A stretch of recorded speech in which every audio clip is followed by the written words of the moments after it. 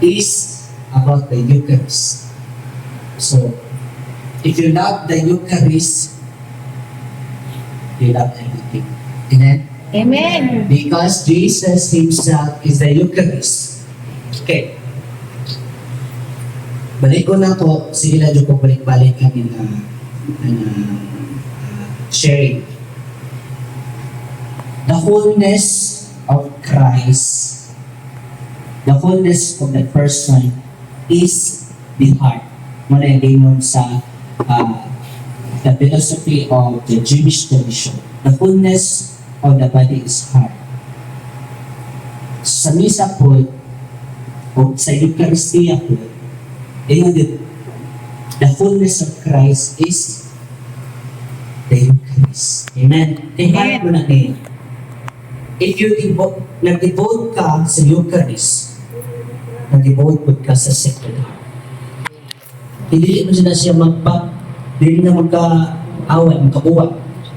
Kung nag-devotion po ka sa Sacred Heart, syempre, nag-devotion ka sa Pinoon na real presence by Jesus Christ, body, blood, soul, and divinity, present in all the tabernacles of God. Amen? Amen. So, karoon ako i-share ninyo, kabantay mo sa picture sa Sacred Heart, naman dun siya samad, na siya crown, nanapod siya samad, which is katong ginuslap ni Saint Longinus ay na-convert na po siya atong idongga diri sa kilid na okay lang ako masamad, okay lang ako kasing pasin.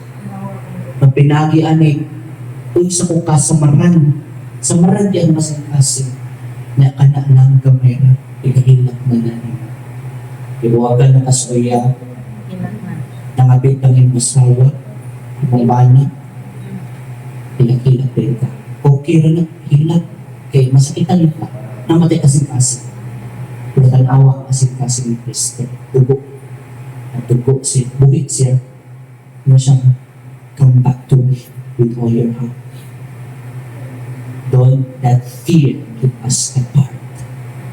So, padayon tag-atos Ginoo kay swerte kita kay masala na ta.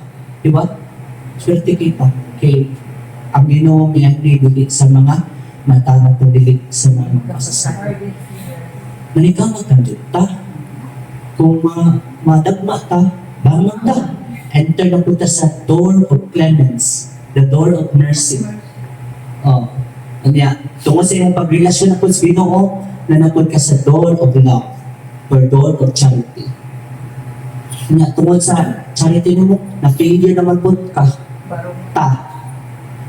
Nakasaan mo sa ta, balik na po ka sa door of clemency. Antong ma-purify ang atong intention, ang atong pag-love niya, ang atong pag-relasyon niya.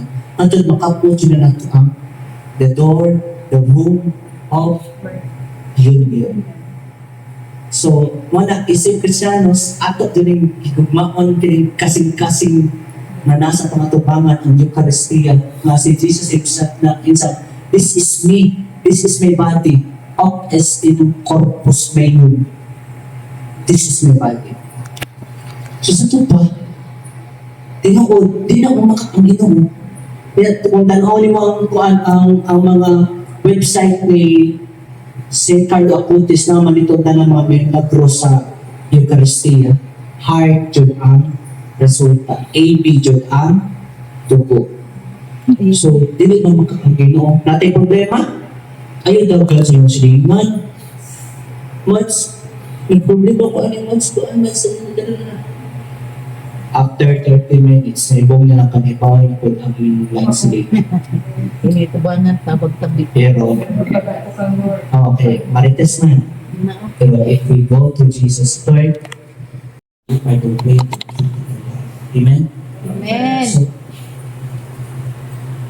only the Eucharist, ingon si St. John Paul II, the solution of the problem sa bibuo kalibutan, other than the small host, the Eucharist. Jesus na na, Ginoo na kita. Amen? Amen. So, kita, kung gagawin ba na gagmay patag faith to at least naaba. Okay, bisan sa usa ka pusporo, pwede man makapasika sa tibok kalibutan. No. Inanak ko ng Lord, help me to love you. Give me the grace to love you more and more, especially in the presence of the Christ. Okay, your love is like as honey and it's penetrating in my inner core heart. O di nga na nakaumayta po ang union with Christ. The chapter of union, the door, the room of unity with Christ. So, manikamot lang ka, kaya pag-teaching, kung ano niyo ang atong pag-enter sa door, sa room, kani. Present ko si Lord.